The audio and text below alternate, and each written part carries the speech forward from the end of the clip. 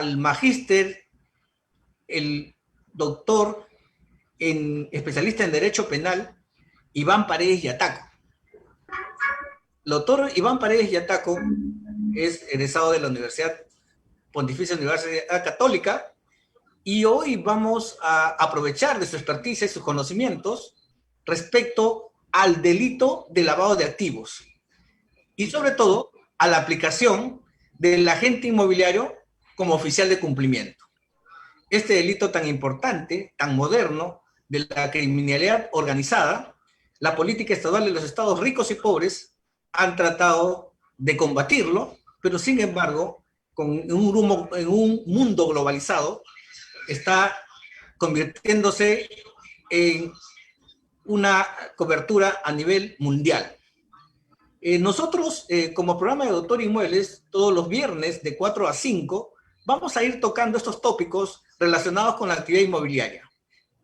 Tópicos de carácter penal, como hoy día, de lavado de activos, tópicos de carácter civil, derecho notarial, registral, administrativo, derecho inmobiliario, y tópicos administrativos, ¿no? Las habilitaciones urbanas, licenciamientos y todos aquellos trámites administrativos que permitan el desarrollo de una actividad inmobiliaria de acuerdo a los procedimientos administrativos y sin barreras burocráticas. Entonces, desde ya, el programa Doctor Inmuebles hoy se engalana con la exposición del doctor Iván Paredes Yataco, y contamos con un panel de ilustres profesionales del derecho. Está la doctora Caterine Ingaruco Vélez Moro, ella es magíster en Derecho Penal, con una tesis sobre extinción de dominio. Va a estar presente con nosotros también el doctor Luis Alberto Quispe Choque, él es juez superior de la Corte de Lima Sur en el Derecho Penal, y nosotros vamos a presentar en este tema el delito de lavado de activos, este delito de la criminalidad organizada que se encuentra en crecimiento, a cargo de nuestro amigo, el magíster en Derecho catedrático universitario, Iván Paredes Yataco. Iván, muy buenas tardes. Buenas tardes. Al programa Doctor Inmuebles. Buenas Iván, tardes. para ponernos en contexto, muchas gracias por tu participación. Queremos que tú nos ilustres respecto a esta conducta típica, antijurídica, culpable y reprochable como es el delito de lavado de activos y su incremento en esta organización del crimen organizado, ¿no? Y sobre todo, la aplicación en nuestro país sobre la inteligencia financiera y cómo los agentes inmobiliarios, aquellas personas que se dedican a la intermediación inmobiliaria, se ven convertidos en oficiales de cumplimiento, ¿no? ¿Cuál es su obligación de ellos? ¿Cómo pueden prevenir para no incurrir en esta figura delictiva muy moderna, tan segregada y que poco difundida, ¿no? Porque a veces existen muchas dudas. ¿Qué cosa es el delito de lavado de activos, estimado Iván? Y te dejo aquí para los seguidores de Doctor Inmuebles y te explayas en el tema. Muchas gracias, Oscar. Agradeciéndote pues por la invitación y también por los distinguidos panelistas que se encuentran y que están presentes acá en tu programa, Doctor Inmuebles. Muchas gracias nuevamente. Bueno, tu pregunta pues es directa y clara. ¿Qué cosa es o qué es el delito de lavado de activos, no? Bueno, el delito de lavado de activos se encuentra sancionado en el Decreto Legislativo 1106, denominado pues delito o Decreto Legislativo de la lucha contra el lavado de activos. Y en su primer artículo, este decreto legislativo sanciona a aquella persona que convierte o transfiere el dinero, bienes, sobre todo acá que estamos hablando de bienes, ¿no? Bienes, cuyo origen ilícito conoce o debía presumir. O sea, aquella persona que transfiere un dinero, lo convierte, en este caso bienes, sabiendo que o conociendo que viene de un origen ilícito, o debe presumir que viene de un origen ilícito. Pero todo ello siempre con la finalidad, y acá hay lo que en el derecho penal se llama el elemento subjetivo, con la finalidad de evitar la identificación de su origen, ¿no? Eso es lo principal. O sea, aquella persona que transfiere el dinero o los bienes, en este caso, pero que conoce que esto proviene de un origen ilícito. ¿Y cuál es su finalidad? Que quiere evitar la identificación de su origen, ¿no? Por ejemplo, el origen, pues, por ejemplo, que provenga, pues, de un delito de tributario, ¿no? Aquel que comete un delito tributario y tiene, pues, dinero, ¿no es cierto? Y lo quiere transferir, ¿no? O convertir, ¿no? Y para eso, pues, puede utilizar bienes inmuebles, en este caso, y lógicamente esta persona presume, ¿no? O sabe, en todo caso, que este origen es ilícito. Entonces, ese es el primer artículo que sanciona. En cambio, en el segundo artículo, en el artículo 2, sanciona al que adquiere. En este caso, adquiere, utiliza, pero en el caso en concreto es el que adquiere bienes, ¿no? Bienes inmuebles, ¿no? Igualmente cuyo origen ilícito conoce o debe presumir. Entonces, en estos dos artículos está aplicándolo pues a los bienes inmuebles, ¿no? Que es el materia de la entrevista, ¿no? De esta la invitación del doctor Inmuebles, del programa Doctor Inmuebles, es que aquellos que transfieren bienes, primer artículo, y en el segundo es cuando adquieren los bienes. Y hay que tener en cuenta que hay un agravante en el artículo 3, en la que señala si es que el agente proviene del sector inmobiliario, ¿no? Como puede pasar con los agentes inmobiliarios, constituye una circunstancia agravante. O sea, aquel agente inmobiliario que lava activos, o lava dinero, o lava bienes, ¿no? Tendrá una pena de 10 a 20 años. O sea, esto es siempre cuando, vuelvo a repetir, el agente inmobiliario es el autor del delito, ¿no? Él mismo es el autor del delito. No estamos hablando todavía de aquellos casos, pues, que omitió informar, o que no informó bien, o dio una información falsa. No estamos hablando de eso. Estamos hablando de aquel agente inmobiliario que él es el mismo que comete el delito de lavado de activos, ¿no? Entonces, acá, en este caso, la pena es de 10 a 20 años, a diferencia que aquel que no provenga o utilice su calidad de agente del sector inmobiliario, la pena es de 8 a 15 años. Y acá la pena es agravante. O sea, todo aquel agente inmobiliario que cometa este delito valiéndose de sus funciones o de su condición de agente inmobiliario, la pena es de 10 a 20 años. ¿Ya? Entonces, ese es un siempre cuando sean autores. El asunto es, y va a variar, si es que el agente inmobiliario no es el autor del lavado de activos, no es el autor, sino cuando los casos en los cuales incumple su obligación profesional, ¿no? Y recuerden pues que el agente inmobiliario puede ser persona natural o puede ser persona jurídica. Entonces, en estos casos, el agente inmobiliario, en este caso, es sancionado cuando incumple sus obligaciones profesionales. ¿Pero cómo las incumple? Las incumple omitiendo comunicar a la autoridad competente, ¿no? En este caso, ¿quién es la autoridad competente? La UIT, no la UIF, perdón, la Unidad de Inteligencia Financiera, ¿no es cierto? La UIF. Entonces, si omite comunicar a la UIF las transacciones o operaciones sospechosas que hubiere detectado, con solo incumplir, será sancionado con pena de 4 a 8 años. Lógicamente es mucho menor que si fuera autor, porque ya hemos dicho que si fuera autor la pena es de 10 a 20, pero en este caso, baste que el agente inmobiliario omite comunicar a la UIF las transacciones u operaciones sospechosas que hubiere detectado, la pena, vuelvo a repetir, es de 4 a 8. Ahora, hay una situación, pues, que nosotros los que dedicamos al derecho penal conocemos por culpa.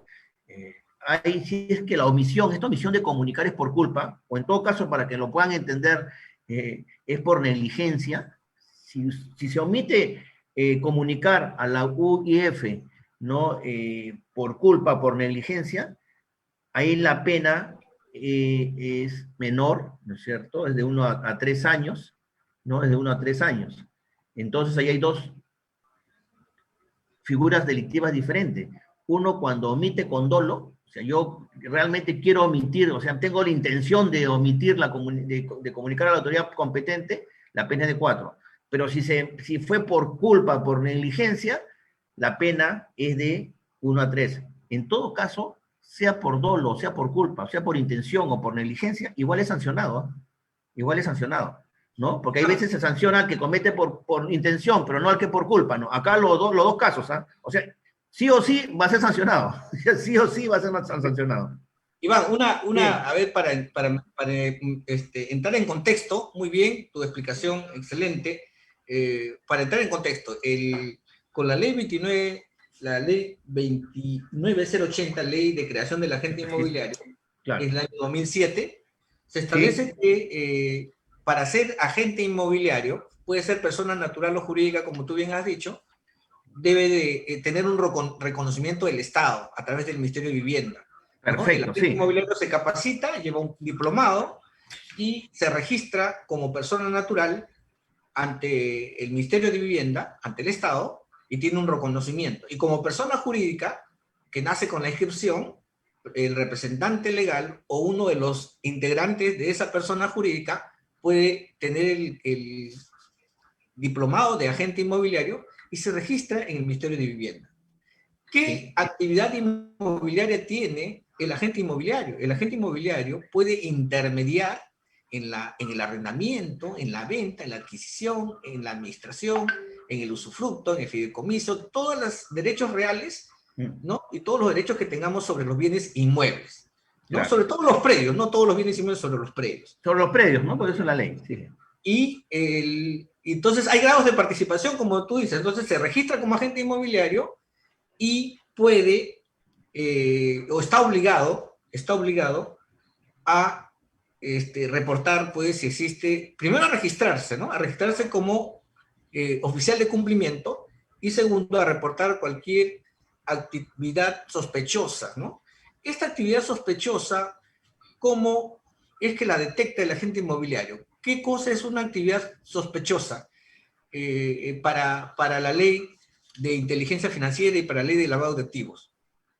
A ver, el concepto que da y lo repiten en la ley, inclusive en las disposiciones, hay una disposición, una norma expresa para los agentes inmobiliarios, ¿no? Que es, y que la tengo acá, que es la resolución 789-2018, resolución SBS de la Superintendencia de Banco y Seguros 789-2018, que norma justamente sobre la prevención del lavado de activos, específicamente, entre otros casos, pero específicamente está en el agente inmobiliario, ¿ya?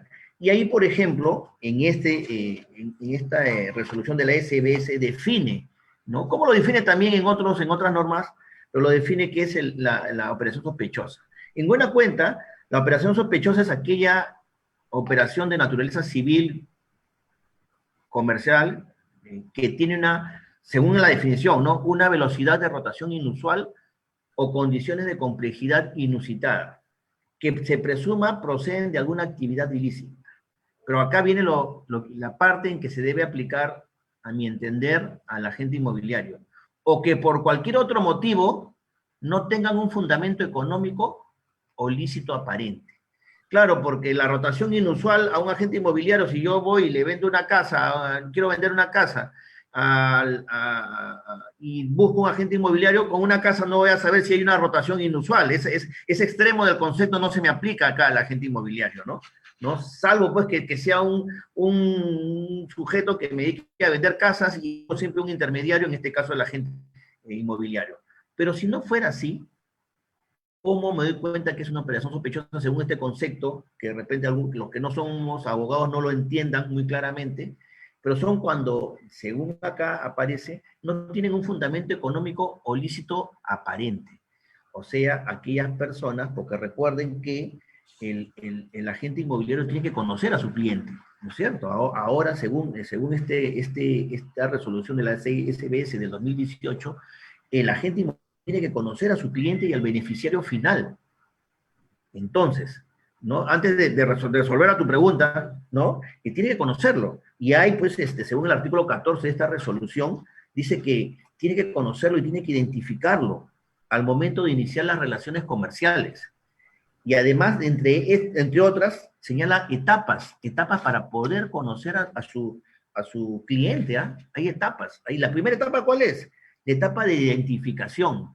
Tiene que identificar a su cliente, de preguntar, lógicamente, consiste pues de ver su nombre, apellido, número de DNI, nacionalidad, domicilio, en qué trabaja, su ocupación, ¿no? Y después viene la segunda etapa, la etapa de verificación.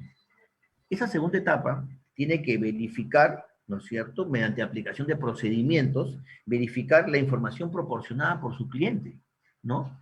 Bueno, claro, ahí pues la cosa, el agente inmobiliario tiene pues un deber de acá de conocer a su cliente. Pues lo primero que puede suceder es pues que entrar al internet pues para ver de qué se trata, ¿no? ¿Quién es este señor que me está vendiendo esta casa, ¿no?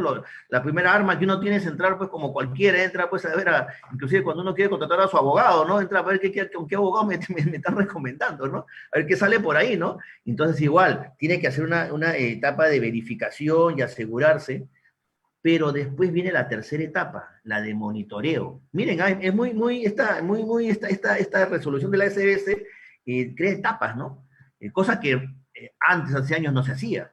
Entonces, esta etapa de monitoreo, lo señala esta resolución, tiene por finalidad asegurar que las operaciones que realizan los clientes sean compatibles con la información declarada, con el perfil del cliente. O sea, que supongamos tengo una persona, por decir, un ejemplo pues ya más claro, que tenga escasos recursos, ¿no? O que gane pues, no sé, un sueldo mínimo, y que de repente pues quiera vender una casa pues de $100,000, ¿no es cierto?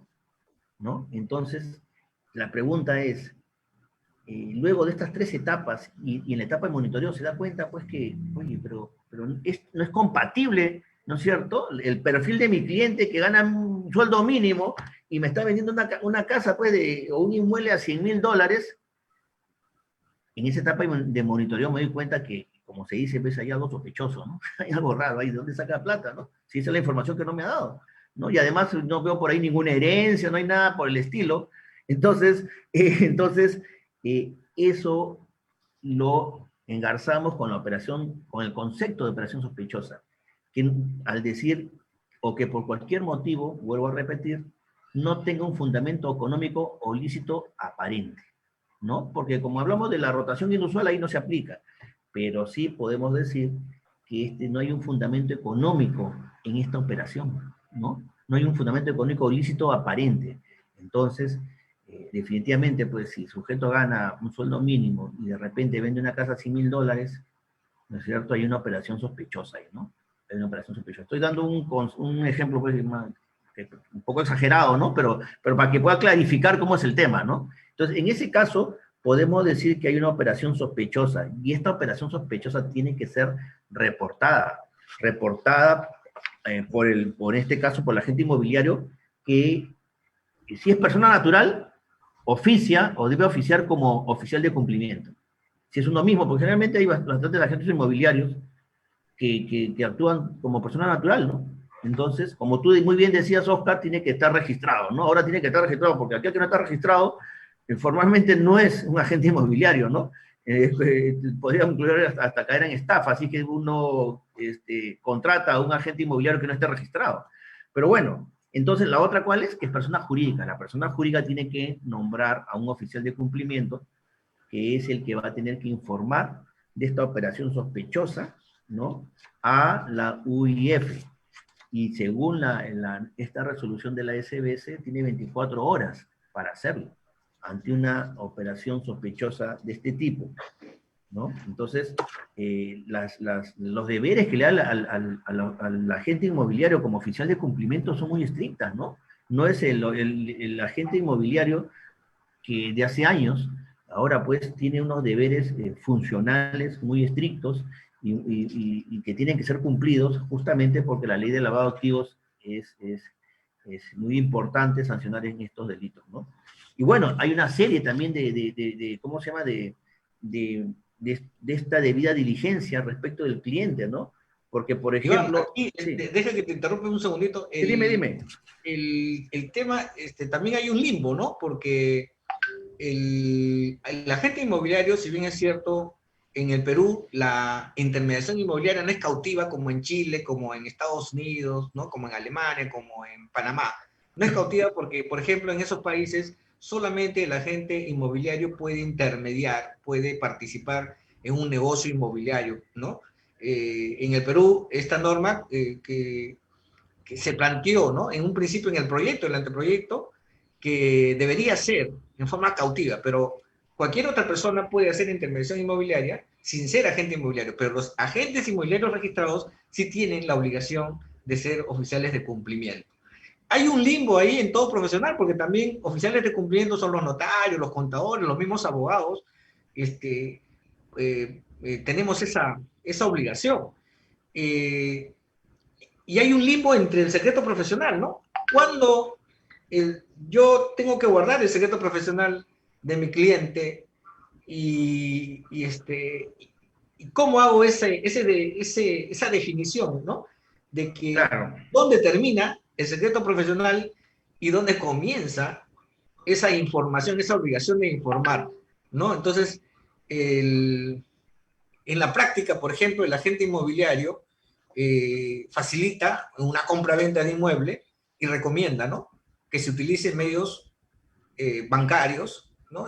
Transferencias bancarias, depósitos bancarios, que dejen constancia, primero, del pago, de la existencia del dinero. Segundo, la preexistencia, como tú dices, la verificación de que esos fondos existen y esos fondos son lícitos y no tienen origen ilícitos, ¿no? Tercero, el agente inmobiliario debe de recomendar que se pongan los precios reales, que se pague el impuesto de alcabala, el impuesto a la renta, los impuestos que formalizan ese alto contrato de intermediación, ¿no? Entonces, lo que se recomienda es que den publicidad, que se cumpla con dejar constancia, con verificar lo que tú dices, el monitoreo, con verificar la utilización de los medios de pago bancarios, ¿no?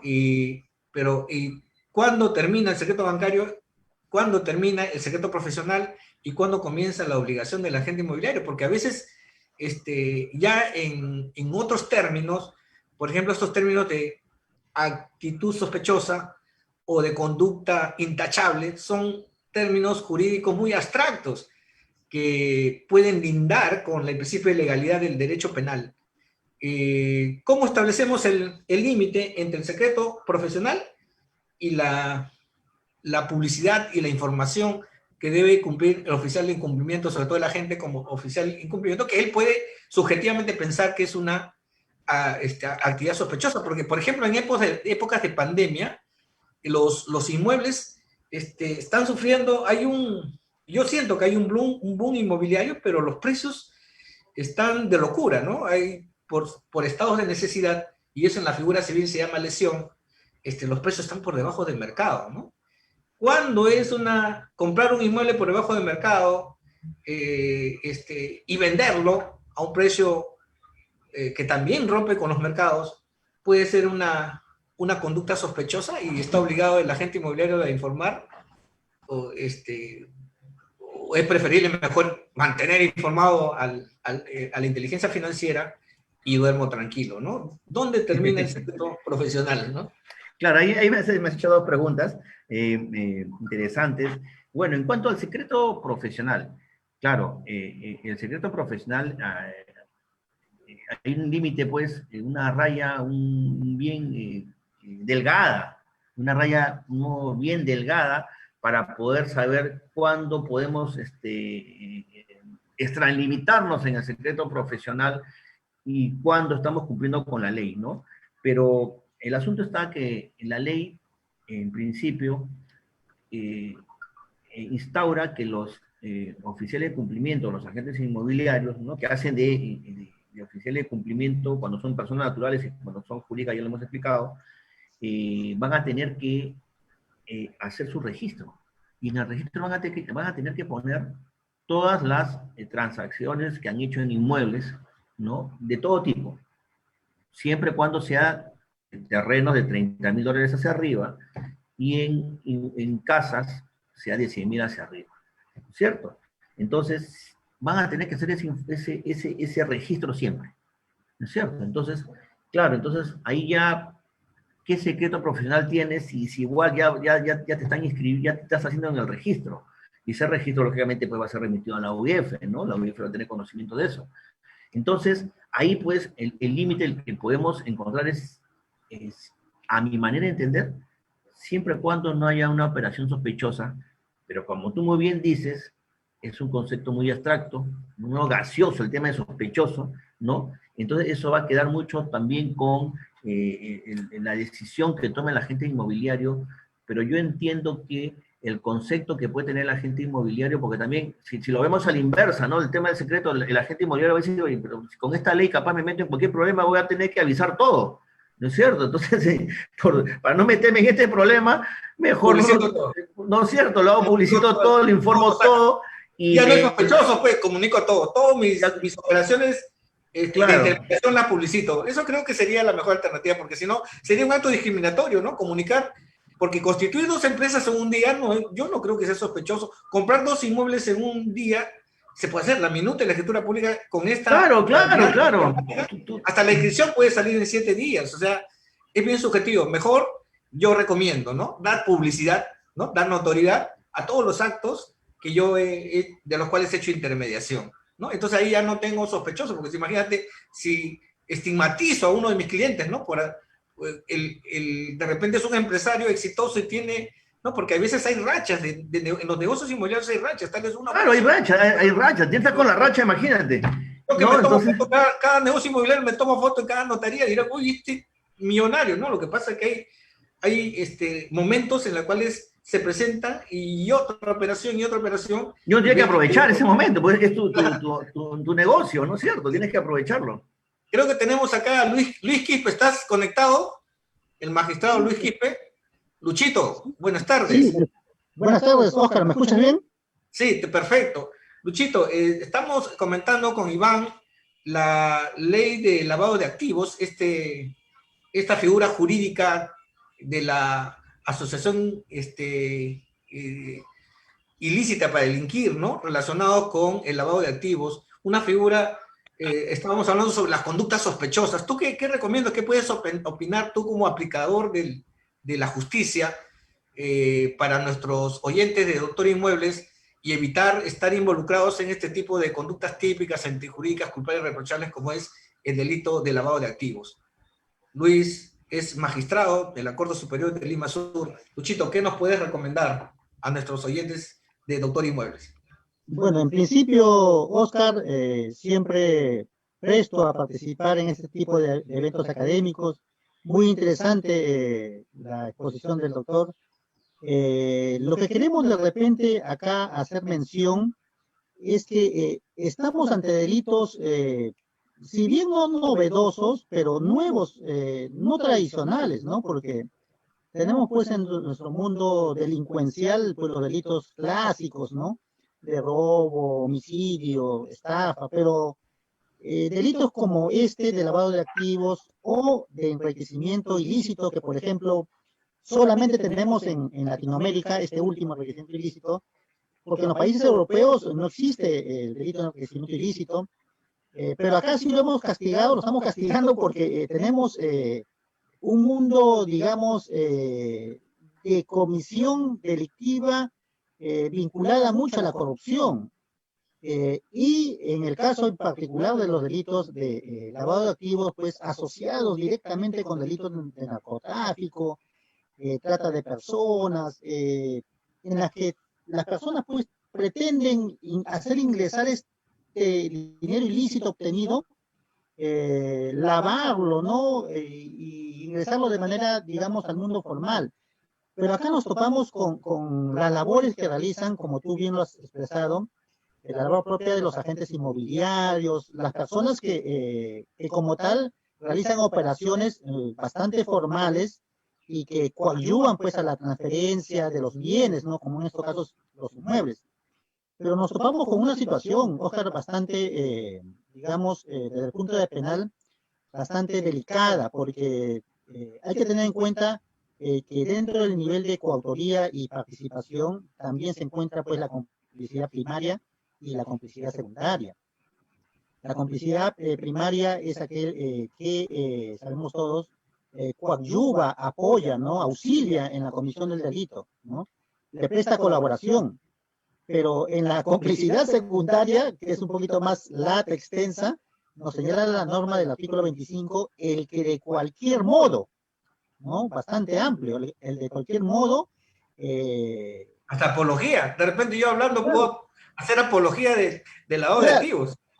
no creo que seas procesado, doctor Oscar Escate, pero miren que la normativa es así, de cualquier modo, obviamente de manera dolosa, ¿no? Coadyuva o presta asistencia en esta condición, y ahí está la situación, ¿no?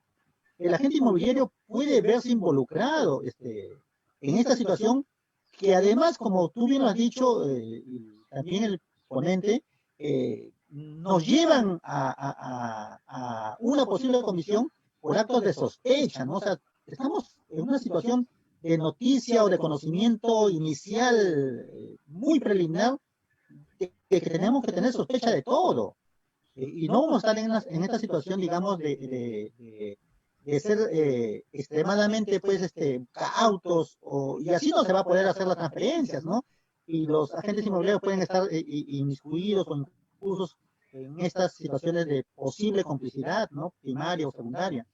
Entonces, ello, la verdad, es bastante delicado. Yo creo que en ese sentido no va la ley. La ley busca reprimir otro tipo de conductas propias de aquellos que realizan actos de lavado, pues, de dinero, de reciclaje o blanqueo, como lo llaman en otros países, pero no a las personas que de manera formal participan en su relación social laboral con este tipo de actividades.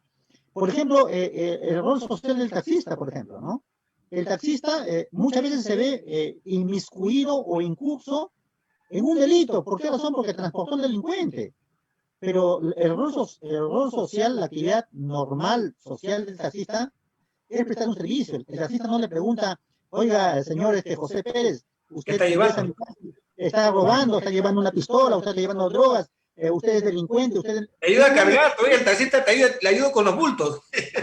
Exacto. Y estamos en un ámbito, digamos, de confianza, ¿no? Porque esta confianza La genera buena. precisamente que el mundo y las relaciones humanas personales avancen.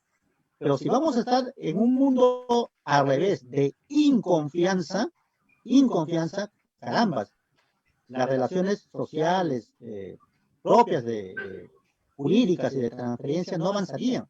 Entonces yo creo que este punto nos debe llevar bastante a reflexión, a efectos de que no se vean después perjudicados o incursos en un proceso penal personas que solamente cumplen su rol social, su actividad laboral de manera correcta, como son los agentes inmobiliarios. Doctor Esa sería mi Kipper, opinión. ¿usted no cree que la norma le falta un poco ensamblar un poco?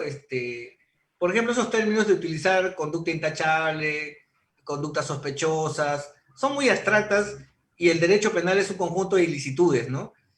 ¿Usted no cree, por qué por ejemplo, en el Perú, si es cierto, ¿no? Como usted bien dice, ya la buena fe se está perdiendo, pero hay personas que creemos todavía en la buena fe, ¿no? Y eso porque es fácil. Usted con la experticia que tiene como magistrado sabe determinar el dolo, la intención, la conciencia y voluntad para cometer el ilícito, ¿no? Y define, oye, este no ha sido, es el taxista verdadero, no es el que forma parte de la banda, ni el campana, ni el chofer, etcétera, ¿no? Entonces, igual, ¿no cree que esta norma de lavado de activos no es muy abstracta? ¿No debería ser más difundida? ¿Debería ser más técnica, más legislativa, aplicar más el principio de legalidad, de tipificar las conductas ilícitas? Porque, por ejemplo, en la receptación, si yo compro un bien por debajo del mercado, debo sospechar que tiene mala procedencia, pero eso es algo estadístico, ¿no? Pero en cuanto a la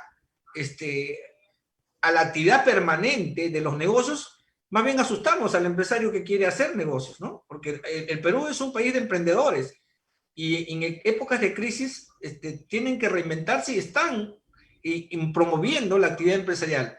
Y a veces el mismo tema inmobiliario, la misma Contraloría o la Superintendencia no se pone de acuerdo si realmente nosotros cómo tenemos que informar, qué tenemos que informar, cómo debemos registrarnos, hacerlo más simple, ¿no? Y también, por ejemplo, cuando realizamos una operación inmobiliaria, más se demora en llenarse el formulario de comunicación del PDT y la comunicación que se hace a las autoridades del Estado, a la SUNAT, que firmar la escritura pública. y lo tiene que llenar el propio vendedor o comprador, y a veces hasta los formatos son un tanto difíciles para nosotros los abogados de entenderlo.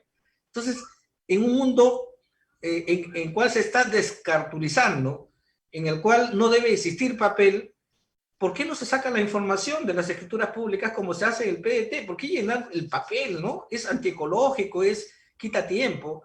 Pienso que esa información debe ser más simplificada, que las normas deben ser más prácticas para efectos de la aplicación, ¿no? Y no causar miedo, ¿no? Porque todos los agentes, somos oficiales de cumplimiento, 10 años de prisión.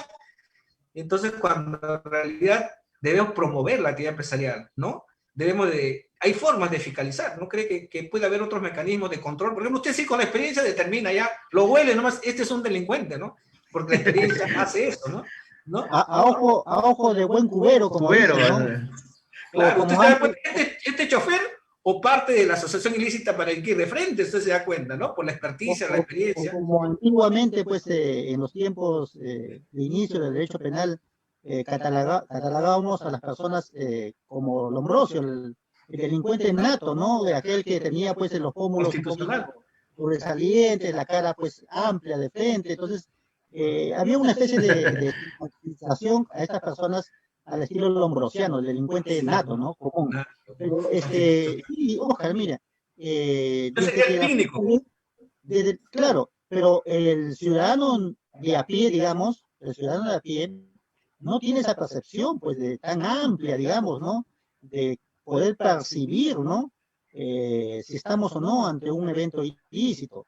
Mira, que precisamente sí, la ley, las normas o delitos tradicionales tenían, pues, ya encasillados modalidades propias, ¿no? Presupuestos configurativos del tipo.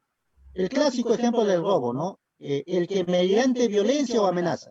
Ya eran dos supuestos, violencia o amenaza, ¿no es cierto? Entonces, ya había algo claro, ¿no? En cambio, los delitos últimos, nuevos, entre comillas, digamos, como este delito de lavado de activos o el propio enriquecimiento ilícito, la gama de conductas es muy amplia, ¿no? No quiero decir genérica, pero es bastante amplia, que es yo creo que lo más apropiado. Nos señala, pues, el que convierte, transfiere dinero, bienes, efectos, ganancias, y así va enumerando, ¿no? Varios tipos de supuestos, y a su vez dice, cuyo origen ilícito conoce o debía presumir. O sea, no solamente que expresamente haya tenido conocimiento, sino también le exige de que debe de haber presumido. Y eso es bien subjetivo, ¿no? Bien subjetivo. Es bastante subjetivo, ¿no? Y no solamente eso, sino también criminaliza conductas, pues, de actos de ocultamiento o llamados de tenencia, de transporte, traslado, ingreso, de salida del país, de títulos, valores, de origen. Esto es que se encandila en varios tipos de supuestos, ¿no? Y eso es lo sustantivo, digamos en lo sustantivo, para poder... Cajón desastre. Que es bastante, repito, amplia. Pero también en el aspecto procesal, ahora sí nos vamos al aspecto procesal, en el aspecto procesal también la cosa no es del todo de recibo, porque no hay función de prueba directa. Acá, para poder, digamos, encontrar responsabilidad penal en esta clase de delitos, nos vamos por los indicios. No nos vamos por prueba directa, o sea, prueba directa personal, ¿no? Muchas veces, como en los clásicos delitos, sí, caramba, yo vi, yo presencié, yo observé, hay un video y estas cosas. En esta clase de delitos, pues nadie, yo creo que sea tonto, la persona que quiera lavar dinero no se va a filmar, ¿no es cierto? No va a ir y decir, oye, mire, estoy lavando dinero, vengan todos a observarme, tómenme fotos. No, eso es ilógico. Entonces no hay prueba directa, no hay prueba personal, pero sí hay prueba indiciaria para condenar este delito. Y ahí viene la siguiente situación. Por ejemplo, en el último recurso de nulidad 1190-2019, que una vez comentamos, el clan Ceballos, ¿no? Del famoso clan Ceballos, ¿no? Fernando Ceballos y lo demás. Lo condenaron precisamente por esto, ¿no? Bajo el pilar trípode, que le llaman ellos, de incremento. Uno, porque había un incremento inusual, dicen, en su patrimonio. Inusual. O sea, sospechoso, ¿no es cierto? fuera de contexto, fuera de foco, inusual. Extraordinario. Pero también por la existencia de negocios lícitos que no justificaban el incremento patrimonial. Esto es, tenían negocios lícitos, sí, pero estos de por sí no justificaban el incremento patrimonial de los Ceballos. Y también por una situación de constatación, dice, que habían constatado algún tipo de vínculo. Obviamente no probado, porque acá el delito fuente previo no tiene que ser probado, ya sabemos eso. Pero por la simple constatación de algún vínculo o conexión con actividades ilícitas, en el caso, repito, del clan Ceballos, con el tráfico ilícito de drogas, bajo estos ámbitos de indicios, fueron condenados. Entonces, seguimos en esta situación bastante, digamos, peculiar, especial, no solamente en el aspecto sustantivo, sino también en el aspecto ya procesal para probar el delito, ¿no? Ese sería mi comentario, Oscar. Muy bien, doctor, claro. La próxima reunión lo voy a invitar, doctor, para extinción del delito, que es, ¿por qué no se aplica la extinción de delito, doctor? Ese es para la segunda ya, el siguiente programa de doctor Imuel, la extinción de delitos. Sí, Iván. Oscar, sí, justo lo que decía el doctor, ¿no? Miren, estos términos que se utilizan en la norma, en la normatividad, que como el doctor dice correctamente, ¿no? Coincido con él plenamente, esto de debía presumir, ¿no? Pero mira, además que debía presumir, que ya es un concepto pues, sumamente difícil, dice con la finalidad de evitar la identificación de su origen. O sea, ahí le aumenta el tipo penal un elemento subjetivo, es que tenga la finalidad de evitar la identificación.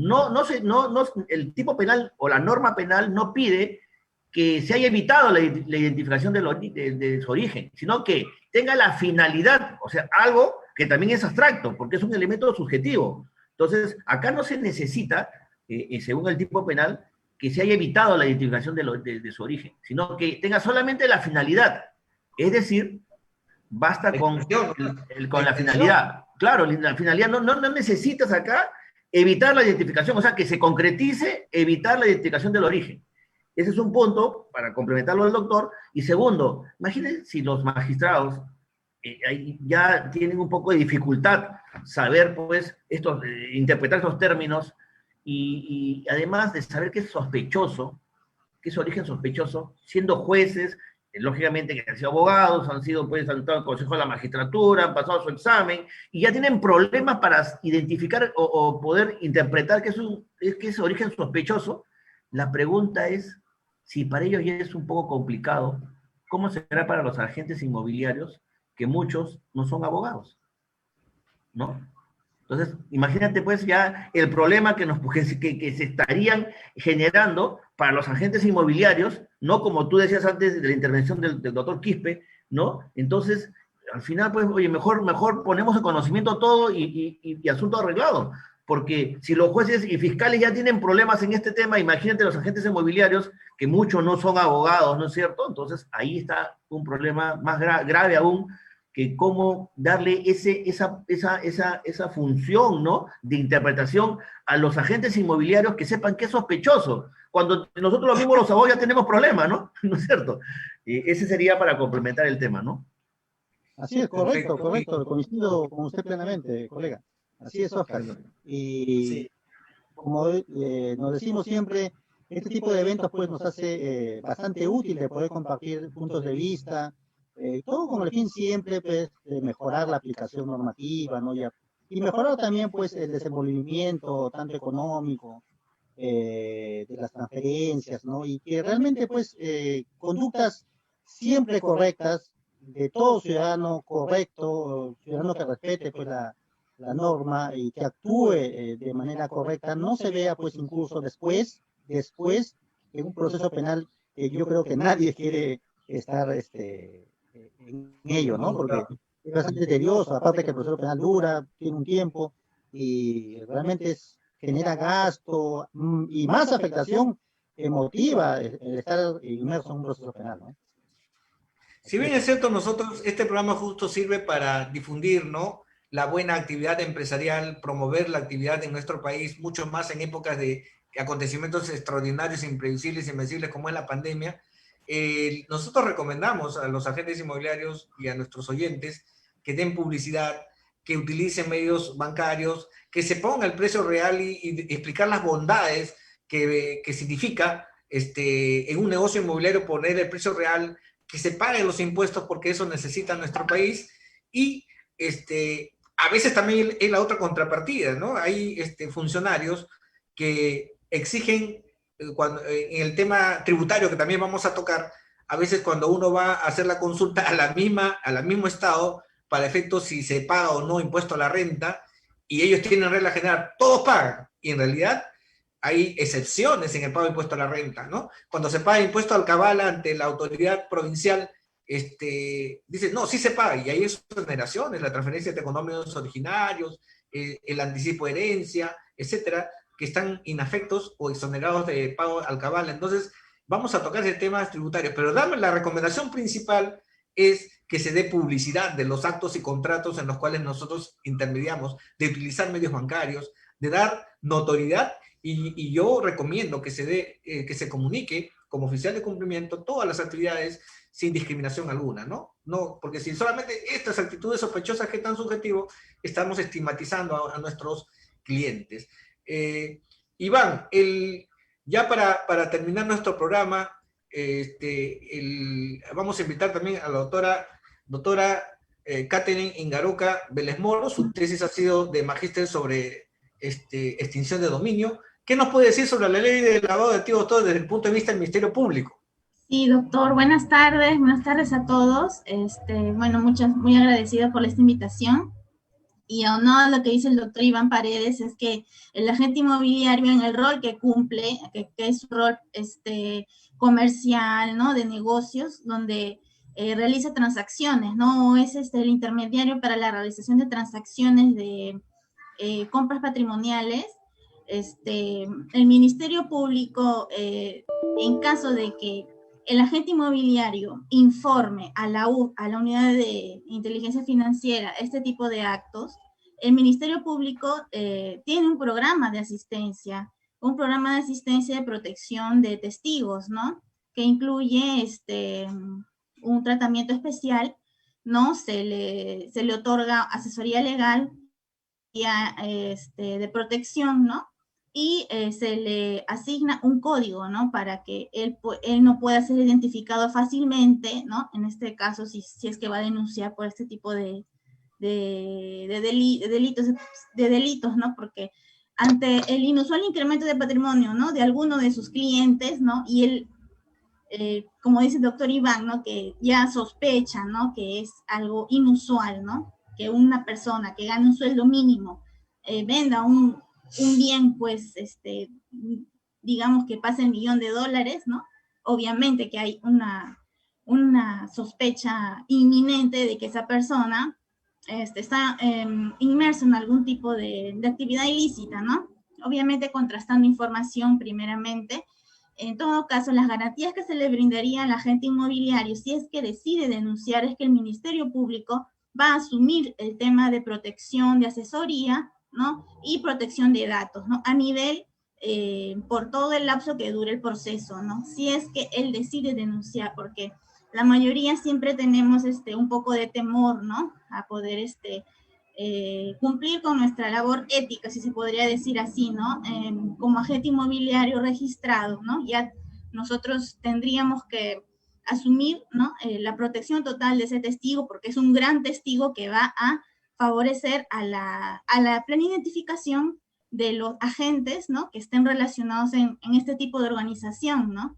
La mayoría de estos casos se ve siempre en los delitos de tráfico ilícito de drogas, ¿no? Ahora, con este nuevo decreto legislativo, ahora se tratan los delitos contra el medio ambiente, trata de personas, terrorismo, y ahora corrupción, ¿no? Que es el delito que más ganancias genera, ¿no? Para los que están inmersos en ese tipo de delitos, ¿no?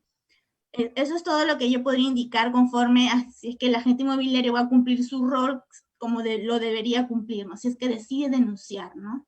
Está asustando, doctora. No, todavía nuestros agentes inmobiliarios todavía no están en esa etapa de denunciar a nuestros clientes. Nosotros tenemos predictibilidad, hacemos prevención, ¿no? Claro. El agente inmobiliario no necesita incurrir en el ilícito porque nuestra actividad es bien reconocida y además yo siento que hay un movimiento inmobiliario, un boom inmobiliario que está increciendo. Entonces, muchas gracias por su participación desde la óptica del Ministerio Público, que me ha dejado nervioso. Iván, la participación, ¿hay grados de participación en esta conducta típica antijurídica culpable como el delito de lavado de activos? Claro, claro, como comentaba al principio, ¿no? El autor es aquel que transfiere, ¿no? Convierte este dinero, lava el dinero, en este caso, bueno, lava bienes, por decirlo así, ¿no? Bienes inmuebles, ¿no? Según el artículo 1.2 son autores, ¿no? Pero efectivamente puede haber cómplices, ¿no? Aquellos que ayudan, ¿no es cierto?, a la realización o cooperan a la realización de este delito, ¿no? No son los autores los que utilizan, adquieren, pero sí los pueden ayudar, ¿no es cierto? Pueden ayudar, y hay complicidad primaria y secundaria, sí cabe, pero como te dije al principio, también cabe la posibilidad que el propio agente inmobiliario sea autor del delito, ¿no? Cuando él, no sé, pues en un caso hipotético, ¿no? Tú tienes tu empresa, ¿no? Y la empresa, eres dueño de la empresa y resulta que esta empresa se vale, pues, de estas intermediaciones, ¿no? Intermediaciones inmobiliarias, ¿para qué? Para lavar dinero, ¿no es cierto? Y finges, ¿no es cierto?, la cara, ¿no?, de que esta es una empresa, lógicamente, que te dedicas a intermediar de bienes inmuebles, a hacer la intermediación de la venta o de la compra, pero al final estás lavando, ¿no? Estás lavando. Entonces, en ese caso, como te decía, hay circunstancia agravante, la pena es más alta, ¿no? Pero eso siempre y cuando, en este caso, los agentes inmobiliarios sean aquellos que cometan ellos mismos el lavado de activos, ¿no? La generalidad son los otros casos en las cuales se incumplen las obligaciones omiten comunicar, ¿no? O sea, justamente lo que habíamos hablado en unos momentos. Ese es otro delito, que es la omisión de comunicación, ¿no? Ante las operaciones sospechosas, ¿no? Entonces hay que hacer la diferencia, ¿no? Uno es el tema del lavado de activos en sí, el delito como tal, ¿no? Que un agente inmobiliario lo puede cometer, ¿no? Como autor, que se vale de esa función para cometerla. Ese ahí está en calidad de autor. Ese es un tipo de delito, ¿no? Los otros delitos son cuando incumple sus funciones, ¿no? Y ahí sí es autor, ahí es autor. Entonces, ahí sí hay autoría, omite comunicar. Y también hay otro tipo penal, que antes, hace unos momentos no lo nombré, que no solamente es delito aquel que incumple sus obligaciones omitiendo comunicar, sino aquellos casos en que, por ejemplo, la UIF le manda una comunicación, una carta, ¿no? Le requiere, pues, al agente inmobiliario que dé una información sobre tal transacción. ¿Qué sucede si este agente inmobiliario retarda la información o le presta la información de manera falsa o inexacta? Eso también es delito. Si bien es cierto, en ese sentido, el agente inmobiliario no comete el lavado de activos, pero por el solo hecho de prestar una información falsa, ¿no? O además retarda o rehúsa darle la información, en este caso, a la UIF, también tiene pena de 2 a 4 años. Entonces, como puedes ver, los agentes inmobiliarios, ¿no? En el caso en específico de ellos, si primero que no omiten comunicar las operaciones sospechosas. Primero, por ahí están con un delito que podrían encuadrarse en el caso de que ellos cometan. Es uno. Dos, si es que son por culpa, ¿no es cierto? Entonces ya van dos. Tercero, los casos en los cuales también retardan la información, ¿no? Y cuarto, cuando presentan la información de manera falsa, ¿no? De modo deliberado. Entonces, como pueden ver, hay 4 supuestos en que los agentes inmobiliarios pueden encuadrarse algún hecho de ellos en uno de estos tipos penales, una de estas normas penales. Por omitir por dolo, por omitir por culpa, por información falsa, o por demorarse también, ¿no? Entonces, como pueden ver, ahí están los agentes están, dice, amarrados por todos lados, y en otras palabras, tienen que llevar bien sus diplomados antes de registrarse, ¿no? Porque tienen que pasar un curso, ¿no? Tienen que pasar un curso, que pasarlo bien, ¿no? Y saber todas las funciones y las obligaciones que tienen, ¿no? Porque acá, más que de ser hábil para las ventas, también tienen que saber cuáles son sus funciones, ¿no? Sí, Iván, mira, hay preguntas de nuestros seguidores, ¿no? Preguntan, por ejemplo, la captación. Hay hay personas que están captando y son captadores de sumas de dinero y son inversionistas. La pregunta es, si estas personas no tienen autorización de la Superintendencia de Banca y Seguros, pueden captar dinero, ¿eso constituiría lavado de activos?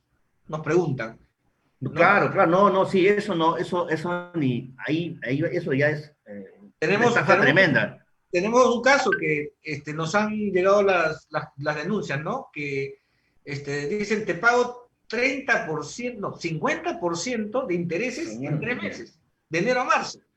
$10,000 puso el usuario y le pagaron, en marzo le iban a pagar 50%, pero en febrero le firman, le ofrecen otro contrato de $20,000 que ellos aportan, invierten $20,000 y le van a pagar 50% sobre $20,000. Entonces es como una pirámide. ¿Te acuerdas del caso Clave? Una pirámide hace años, Clave, ¿no? Claro, hay que comunicar a los seguidores de que no se puede captar capital de los ciudadanos. Y porque ¿quién garantizaría? Los bancos son los únicos y las cooperativas. Claro, los bancos, claro, las cooperativas están autorizadas, claro. Y había en esa época, ¿qué garantía te pueden devolver? ¿No? Así te ofrezcan el 50%. Primero van a cumplir, ¿no? Como buen cumplidor. Pero después llegan a una pirámide de que no van a poder, como el caso CLAE, que estafaron a millones de peruanos y muchos de ellos se suicidaron porque no pudieron recuperar su capital de toda la vida, ¿no? ¿Qué dices, Iván? No sí, es... sí, no. Tienes toda la razón. Además de ese caso de CLAE, que o sea, hay dos alternativas ahí.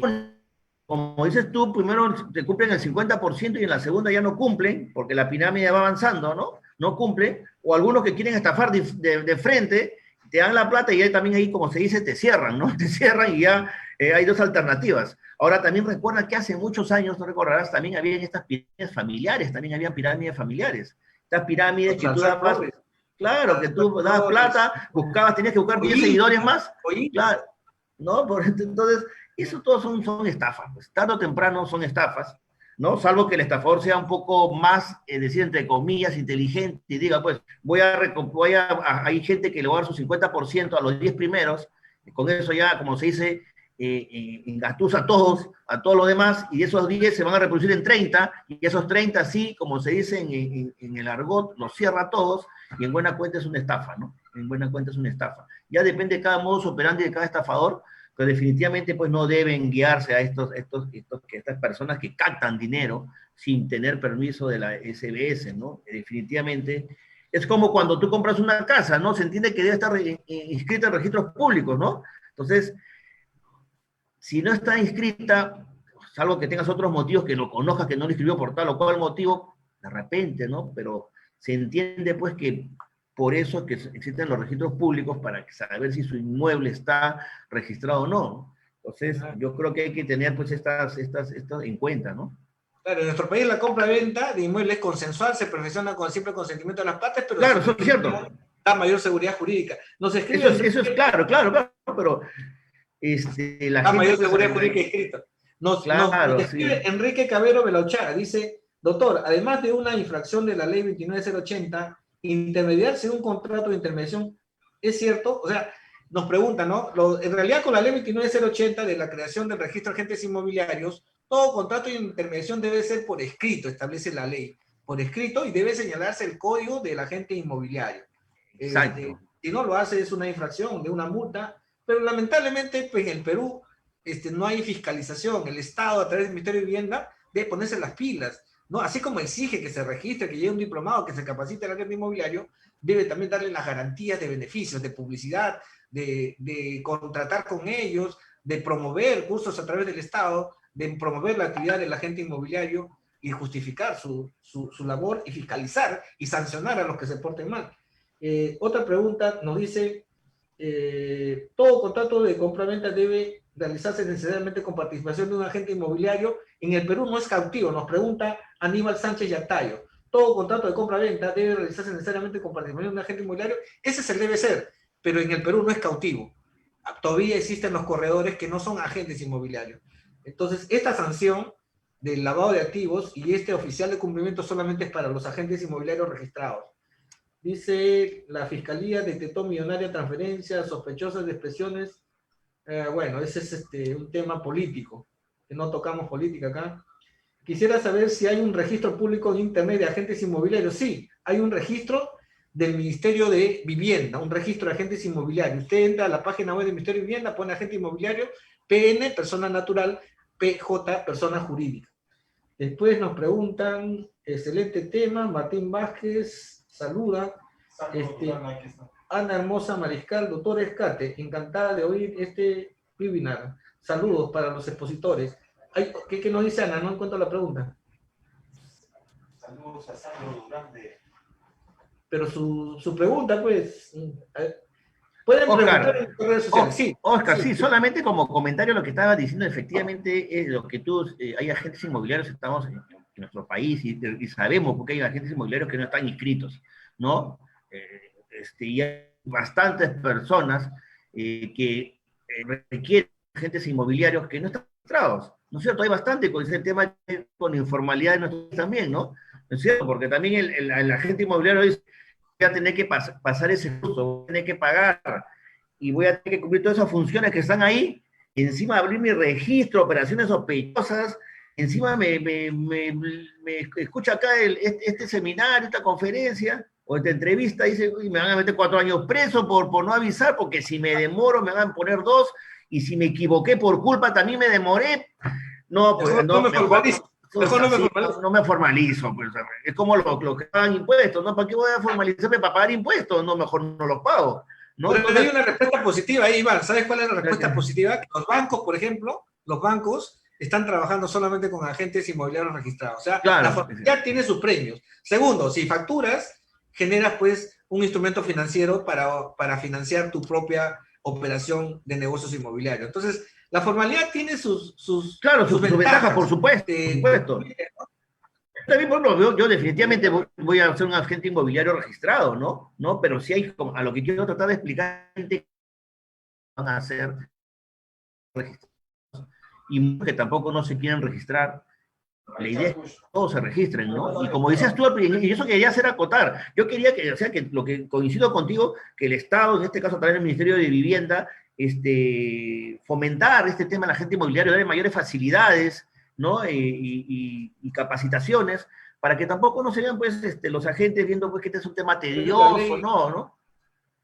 Sí, dime. En WhatsApp me mandé.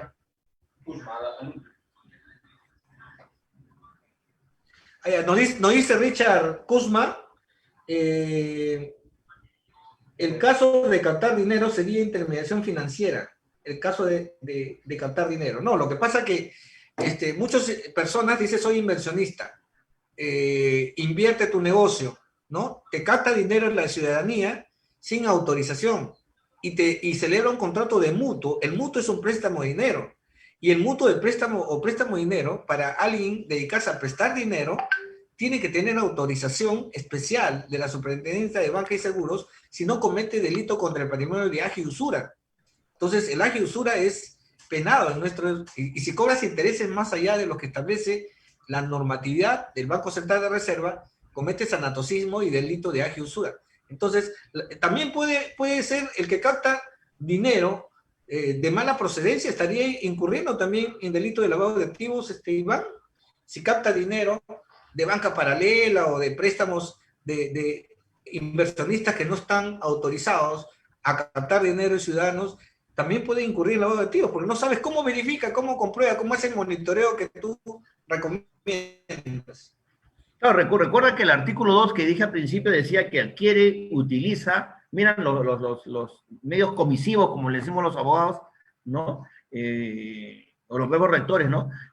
Poseer, guardar, administrar, usar, ocultar o mantener. Ya, todos estos verbos, tío. Entonces, basta con que tú poseas, ¿no es cierto? O en el tema de la captación, por decirlo, o cualquier, tú falta con que tú tengas dinero o bienes cuyo origen ilícito conoces o debes presumir que es ilícito, ¿no? Entonces basta con que lo recibas, con que lo ocultas, lo custodies, o lo poseas sencillamente, de repente lo posees, pero no lo vas a transferir, no vas a hacer nada, lo posees sencillamente, o lo guardas, ¿no? Entonces, en este artículo 2 están con todos estos verbos, hay un bagaje de personas que con diferentes hechos puede estar incluido en el tema del lavado, ¿no? Lavado. Siempre y cuando sepa, pues, según el verbo, según el medio comisivo es origen, lo conozca el origen ilícito, o que debía presumir. Y según lo que tú, en el ejemplo que me estás contando, se entiende que, o por lo menos, según en lo que tu ejemplo, deberíamos presumir que proviene de origen ilícito, ¿no? ¿No? ¿No? Porque ¿de dónde sale todo?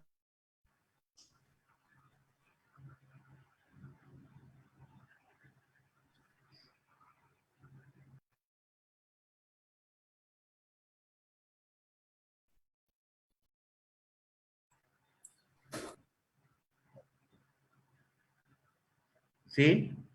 Oscar.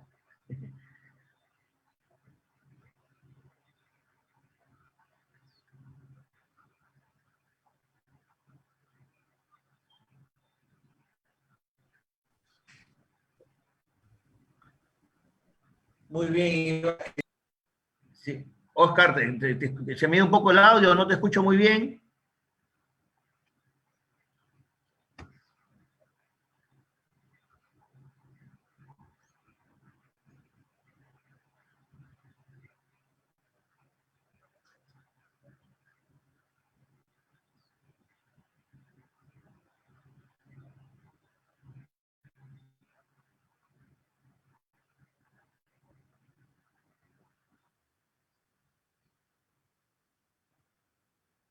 Ah, ya, perfecto.